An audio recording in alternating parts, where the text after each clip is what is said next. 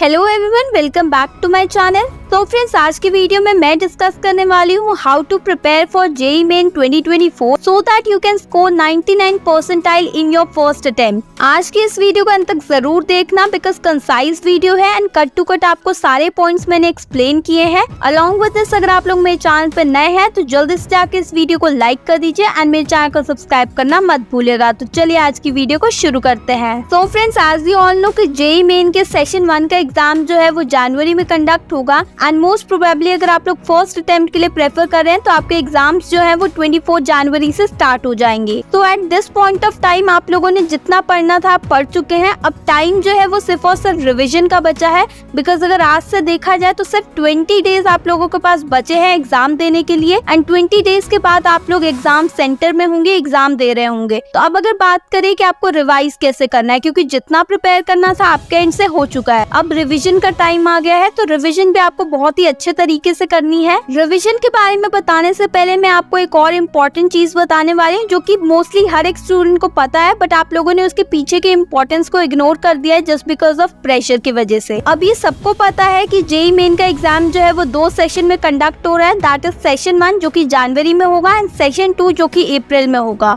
Mostly student session 1 के लिए prepare करें, that is well and good. But अब मैं आप लोगों को एक बात बताना चाहती हूँ कि देखो, सेशन 1 यानी कि जो जनवरी में कंडक्ट हो रहा है इसमें नंबर ऑफ स्टूडेंट्स बहुत ही लिमिटेड है। सिर्फ आप लोग ही एग्जाम दोगे जेईई मेन के लिए, नंबर ऑफ स्टूडेंट्स कम है तो यहाँ पे जो आपके कंपटीशन है, लेवल ऑफ कंपटीशन भी कम है। तो आपके पास एक अपॉर्चुनिटी है कि आप लोग इजीली हाई परसेंटाइल स्कोर कर सकते हैं एंड सेशन 1 में कट ऑफ भी जो है वो इतनी ज्यादा हाई नहीं जाती just because of limited number of students. But अगर आप लोग सेशन 2 यानी कि जो अप्रैल में एग्जाम कंडक्ट होगा उसके लिए भी प्रेफर कर रहे हैं कि आपके माइंड में है कि हम अप्रैल वाले एग्जाम के लिए प्रिपेयर करें, तो सेशन 2 जो है वो बहुत ही कॉम्प्लिकेटेड होने वाला है। उसमें level of competition high because जो स्टूडेंट्स करंटली बोर्ड के लिए प्रिपेयर कर रहे हैं उनके पास भी 2 मंथ्स का टाइम होगा प्रिपेयर करने के लिए। तो ये आप लोगों के पास अपॉर्चुनिटी है कि आप लोग अटेम्प्ट 1 को ही प्रेफर करें एंड फर्स्ट अटेम्प्ट में ही अपना एग्जाम जो है वो क्लियर करें बिकॉज इस टाइम आप लोगों के लिए भी इजी होगा एग्जाम क्लियर करना। नेक्स्ट अब अगर बात करें रिविजन की, तो देखो 3 सब्जेक्ट्स हैं, that is physics, chemistry and math and in तीनों को मिला के अगर देखा जाए तो आपके पास 60 चैप्टर्स हैं, यानी कि टोटल 60 चैप्टर्स आप लोग प्रिपेयर कर रहे हैं एंड अगर डेज की बात की जाए तो सिर्फ 20 डेज आप लोगों के पास बचा है रिवाइज करने के लिए। तो right now what I feel is कि आप लोग तीनों सब्जेक्ट्स में से एक चैप्टर उठाओ, हर रोज 3 चैप्टर आप लोग कंप्लीट करो as a revision and thorough revision करो। सारे पॉइंट्स सारा कुछ आप लोग जो है चैप्टर्स में से क्लियर टू क्लियर पढ़ लो। आफ्टर दैट आप लोगों को मॉक टेस्ट पर फोकस करना है। मॉक टेस्ट आप लोग ऑल्टरनेट डेज पे दो, like revision plus mock test चलना चाहिए इस टाइम पे आपका। मॉक टेस्ट आप लोग एक दिन छोड़ के दो एंड रिविजन आप लोग हर रोज करो। 3 चैप्टर उठा लो तीनों सब्जेक्ट में से एंड इजिली आप लोग रिवाइज कर सकते हो। इस टाइम आपके पास प्लेंटी ऑफ टाइम है रिवाइज करने का। अब काफी सारे स्टूडेंट्स जो है वो कंफ्यूज हैं कि हमें प्रीवियस ईयर क्वेश्चन पेपर को कंसीडर करना चाहिए कि नहीं करना चाहिए बिकॉज सिलेबस का इशू पड़ जाता है। सिलेबस पिछले बार कुछ और था एंड इस टाइम जो है थोड़ा बहुत चेंज हो गया है। तो for that I would like to tell you कि मॉक टेस्ट आप लोग जो है मार्केट में मॉक टेस्ट की प्लेंटी ऑफ बुक्स अवेलेबल है। आप लोग जाके वहाँ पे न्यू एडिशंस मिल रही हैं, आप लोग वहाँ से खरीद लीजिए।